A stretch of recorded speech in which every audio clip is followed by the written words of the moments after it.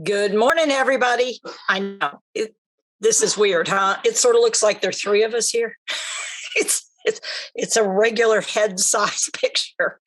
All right, just I'll get it out of the way because I know some people are like, "What in the world?" All right, so here we go.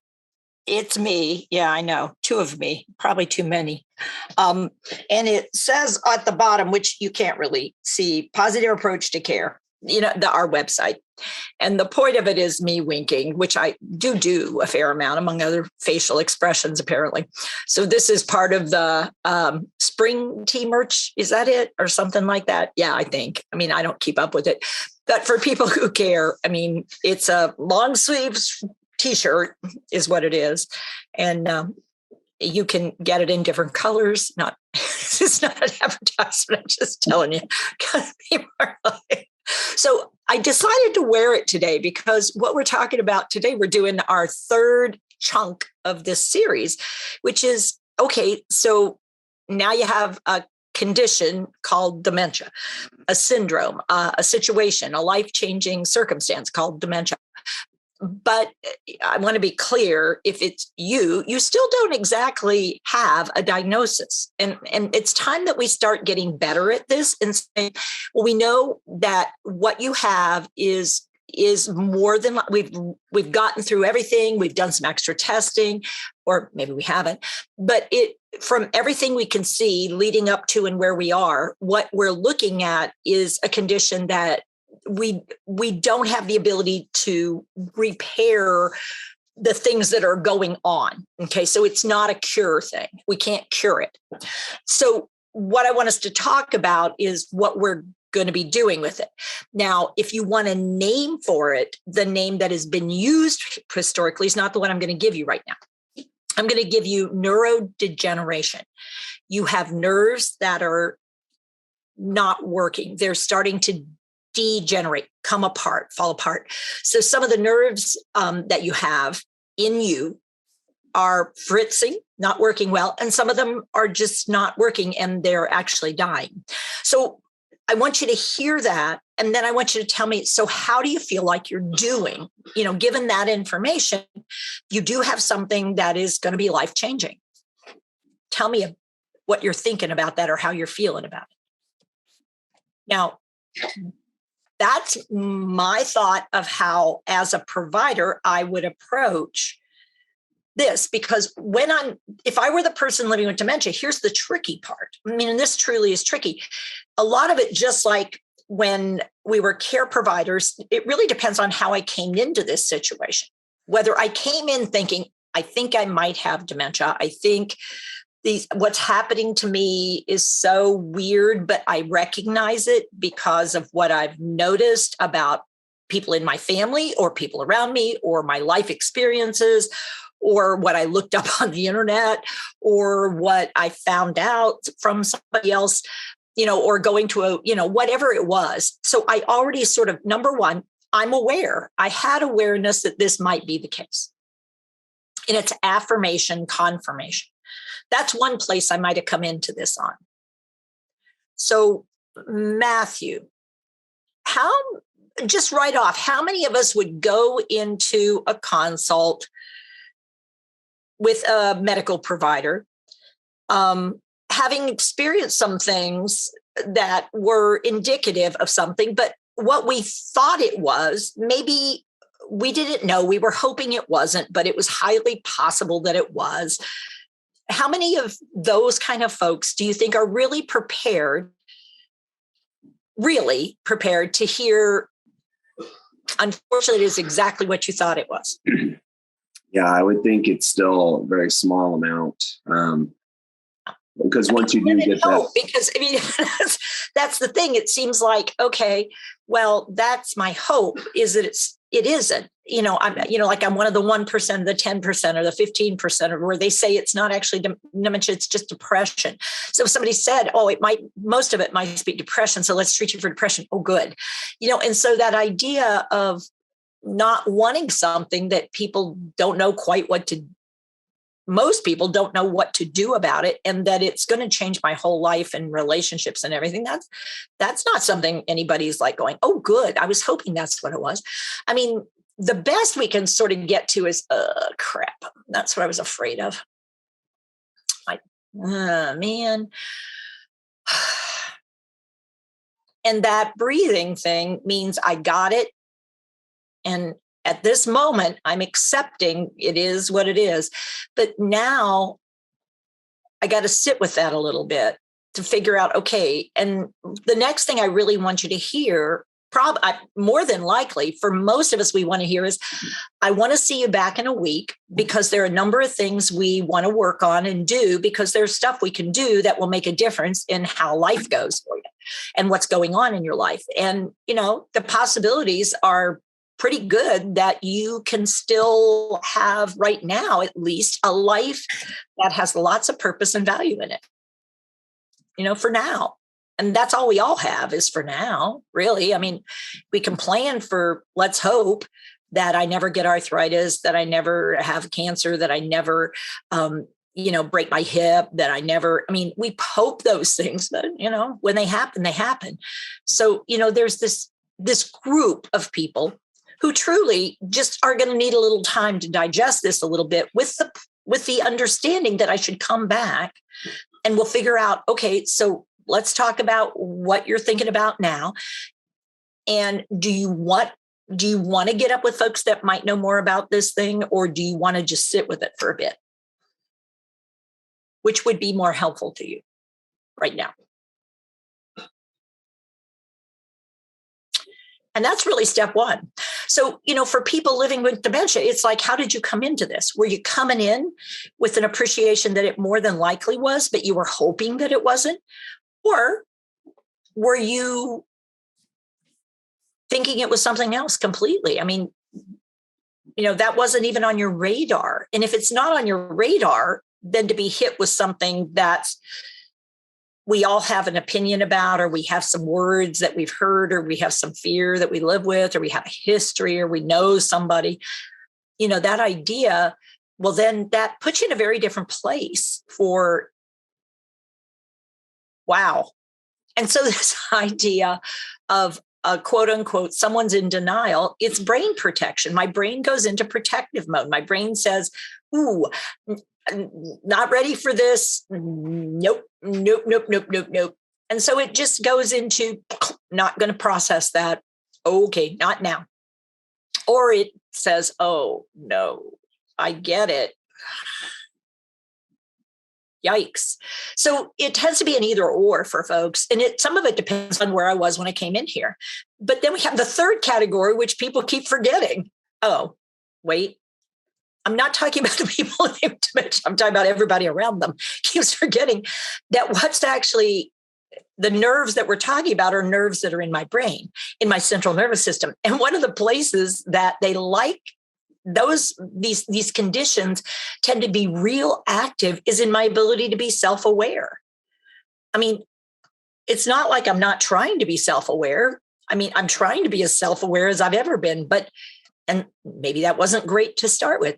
But the challenge here is not that, it's that the part of my brain that would allow me to be aware of my changing abilities, allow me to be aware of my challenges, allow me to be aware I need assistance, guidance. I'm not as skillful as I used to be. That very part of my brain could be one of the very first areas to have change. And if we don't become aware of that, that's why for me, so how are you feeling like things are going? Is one of the really important questions to ask. How do you feel like things are going? I know you came in, we've done a lot of workup stuff, put you through a lot of stuff, or maybe I just, spend some time with you in the office. And I know your daughter was asking, or your husband or your wife or a friend was really pushing you to come in. How do you feel like things are going for you now that you've done all this stuff? What are you feeling and what are you thinking? Because I got to figure out, or if I'm the person living with, I can only do what I can do. And part of it might be my brain protecting itself. And part of it might be my brain not working. And part of it might be my brain working just fine, but me not feeling comfortable with people around me because it's part of who I am. I get it, but I need to process it myself before I share it with anybody else. I don't want to talk about it right now. Doesn't mean I'm in denial. What did I just say, Matthew? I don't want to talk about it right now. Yeah, you just right now you need some time, and so not right now. I don't want to talk about it any further. And it doesn't mean I'm in denial or that I'm not aware. It just means I want to do this right now. And there are a number of us who we are, we tend to be more introverted people. We are people who need to think it through ourselves before we bring anybody else into it. I don't even care, even if it's a soulmate, it's still that moment of what will happen to my soul? Will I split? Will it be severed? Because that's a worry now, because that very deep relationship, oh my gosh, how's that going to be impacted? Because introverts, by their very nature, take things in and then start rumbling around in there with them. So I think people get put in a bucket. And this is, friends out there who are living with, see if I'm wrong or tell me if I'm wrong or right, because I'm not the one that got the condition identified. But I can tell you, I know a lot of different people, and every reaction is an individual reaction to this or a response, depending on, how long you thought something was cooking. I've had people who are finally like, okay, so it's out of the closet. I thought it was going on. I wasn't sure. Now I can let go of some of my anxiety that what I was experiencing was I was losing my mind, but in a different way, like a way that I couldn't get my head around. And now at least I can get my head around the idea that, oh gosh, my brain is doing a runner on me. And so this is frustrating. Sometimes I'll be able to trust my brain and sometimes I won't. Wow, that's a change. Because the one person I thought I could mostly trust and knew what my limits was me. And now I'm not sure I will. That's a hard one to swallow, especially for independent people or people who, were really good at being aware of self, of the needs of others, and feeling like, well, I don't want to be what's the next word? I don't want to be what's the next word, Matthew, that people. I don't want to be a bother. I don't want to be trouble. I don't want to be, I want it to be a shared relationship, not an unequal relationship. And it's like, yeah, that's going to be really important that it not be an unequal relationship. Yeah. So let's pause and do a little thinking and feeling, and let's come back together. So during that time, one of the hardest things I think for people who are living with not want to just go into a cave and disappear and grieve and protect and cover and hide, because the light is painful, the people are painful, the looks are painful, everything hurts. It hurts. This thing hurts initially, mostly because this is hard. This is like there's so many, that there are a bunch of people out there. There's so much that scarlet letter, like having something on your shirt. Only the thing you have on your shirt now is, I have a dementia. And it's like, but it's actually not on your shirt. And very few people would even, and that's where it gets frustrating, because people go, well, you don't look like you have dementia. It's like, what am I supposed to look like? This lady could have dementia. This guy over here. What does it look like? And the answer is it doesn't look like anything other than the human beings around you. This is not, it is just, it's really hard because it's really not a condition that suddenly you develop warts all over your face, or you have, oozing cold sore, or you've lost an eye, or you can't, your nose disappears. That's not how this works. And it's sort of like your head is not shrinking. I've often said in my talks, I think if people's heads shrank, like their brains changed, it would be so much easier. Or, if there was this change on the outside that there is on the inside, it would allow us to have a better appreciation, for what actually this thing looks like. Because it doesn't look like people think it looks. That's the thing. It's like, what a stupid thing to say. You don't look like you have dementia. What does that mean? So, it's one of the most frustrating statements people make. And it's like, I heard that you'd been with a doctor. How'd that go?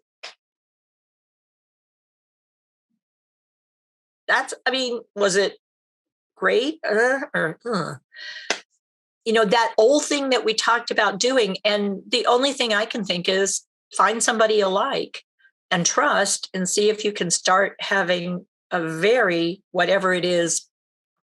And that person might actually be another person living with rather than somebody not living with.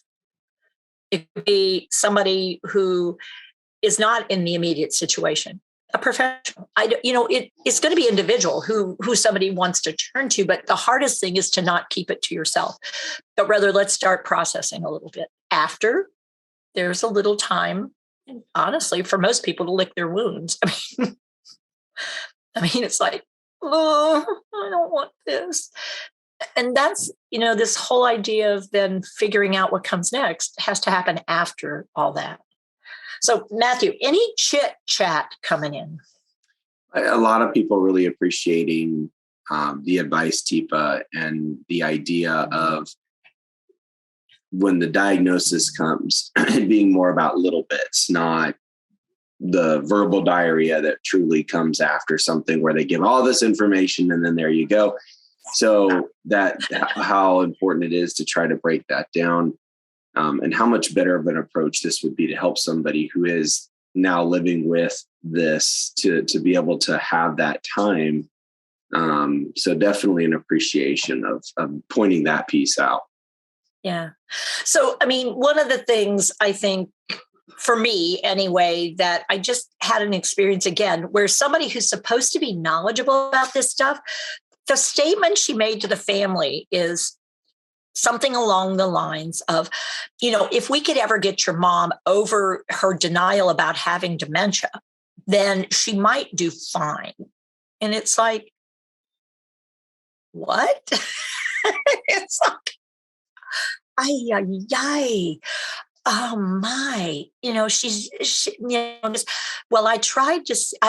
wasn't being really threatening. I just asked her questions about orientation, like where were we and what was the name of the road and what date was it? And she got all huffy. So, her emotions are right on edge. And it's like, oh my gosh, really? Really? That's how you're going to do this? That's like red flag bull. What are you thinking? Let's poke somebody with the sharp stick and then call it when they react. It's just so amazing to me that that's still common practice. And then the blaming of the human being is just like, wait a minute. Now, I do have friends who have dementia, live with dementia. They live with various types of dementia. And they sometimes will say, sometimes I pull the dementia card. It's like, tell me about that. And it's that moment where everybody thinks they know something about dementia. So they'll just pull that card out and go, okay, well, here you go. So I just couldn't, I know I shouldn't have, but I just couldn't remember. And I feel so bad. And it's like, and they know exactly what they're doing. It's like, well, sometimes when people hand you the stick, you just go, okay, well, let me use this stick since you've been using it so much. Let me try it out. And it's like there's a little guilt to doing it because it's like, it's crap. I knew exactly what I was doing. I decided to do it anyway. It was an impulse thing. And it wasn't like it was because my impulses were so strong I couldn't resist them. It was like, I went, what the heck? Let's try it. And I knew better. And I still knew better, but I chose to do it. It was a choice. It was real different than when I truly can't see a choice. And I do it because it seems like the right thing to do or the only thing to do, or I've got to do it or I'll die, which is a very different brain function. It's like, yeah. And I've been around people with both of those, and you got to know the difference if you're going to be around somebody who has both of those happen to themselves. And, it's called being a human being. We all do things that we sort of regret or, but I won't admit it to somebody if they're still going to use it as a weapon, got to be careful about who you give weapons to, but pretty soon, if you're not careful, your world gets really small. So we are going to come back tomorrow with another piece of this, because what I'm saying is space and time and a question is how we start off. And then the next step is really, really important, which is, so what's working? Oh, wait, that's for tomorrow. All right. So I'm going to pause here. because there is a next step. That's not the end of the story. And there's more to be done after the diagnosis than just basically, so, here's what we think it might. And if somebody says, do you think do I have dementia? Or do I have Alzheimer's? We'll put that in tomorrow too, because if somebody asks you a direct question, I'm not in favor of lying, but I am in favor of being clear what they're asking me before I answer the question. Because I want to be careful that what they're asking is what I think they're asking and not what I know, but instead double checking that what they're asking is indeed what I think it is. And being careful that a care partner doesn't drive the conversation, but involving the care. If they brought somebody or somebody brought the individual, I do need to now realize, as a health provider, because that's sort of my job frequently as the provider, is I've got to be clear. I've got two people here. And this is where it gets a little tricky sometimes if the person who's wanting to be in the support role is push, then I've got to figure out how to support them. Sounds like you're really frustrated. This has taken a really long time and you're really trying to get some things done. So let's take a deep breath, because how's that been going for you? Lots of resistance? Okay. Well, let's put a pause and let's work on, is this long-term or is this, just something new? So I need to have that conversation with that care partner so I can figure out, is this going to be a trio or is this going to be somebody who wants to be the lead singer? And yet this is the person who is really the one who's having to cope with so much happening here. And we got to figure out how to get the skill put together so that this is going to be an effective interaction and not one where we're just juggling stuff. So, all right, Matthew. We've got lots of different examples of this working in different ways because it turns out human beings are different. I know, shocking. This week, I know that we have bingo this afternoon for anybody who loves Cheryl and the bingo crew, bingo with creativity at 3 Eastern time. I know that I have some commitments. I'm doing the 4th in the developmental disability, intellectual disability series that we're doing. And then we're going to be doing a trainer search specifically for people who primarily are in the area of developmental and intellectual disability work, with talking about dementia and developmental and intellectual disabilities. Oh boy. Yeah. So we're working on that. Matthew, what else have we got cooking this week? Yeah, Teepa, we've got on the 2nd, you're doing the Let's Talk, which that's for folks who are living with dementia. Just for people who are living with or probably living with or really thinking they are the one.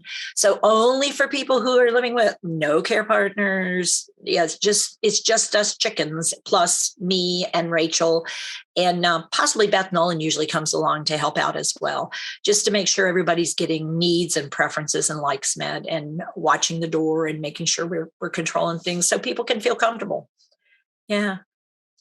Yeah. So we have that, and that's from 1 to 2 Eastern. 1 to 2 Eastern. Yep. And then also on the 2nd, we have our dementia problem solving with the PAC team, which that's from 7 to 8:30 Eastern. Okay. So that'll happen that same day. We also do a live broadcast on that. So that'll be broadcast live for folks. And then we have some interesting situations that we'll be talking about because we always do. Life is like that. And it'll be on Facebook. Okay, Facebook. So we'll be on Facebook. Okay. And then post it on YouTube eventually. Yeah. Yeah. We'll get it over there. We also have our champion course. So we start our champion series over this month coming up. So the February the 4th, it will be the champion 1. Unless you're already somebody in the certified community, in which case we also have a Tuesday morning private champion series that we do for organizations or people who are in groups that, that Tuesday morning works better than Friday morning for you. That's a possibility. You want to catch up with us and find out about that. Yeah. And then you also, let's see, so that'll go into the next week. But yeah, that'll round out our week here of events that we have going on that folks can jump aboard and check out. And I'll post that link in the thread here so you guys can see all of those. And we'll be doing TikTok live episodically. Yeah, we'll have that. Oh, and we have a new series we're going to be working on. So we'll see what we can do with that. Yeah, lots of stuff going on. So to all of you out there, take care with care, and we'll see you again tomorrow. Bye, all.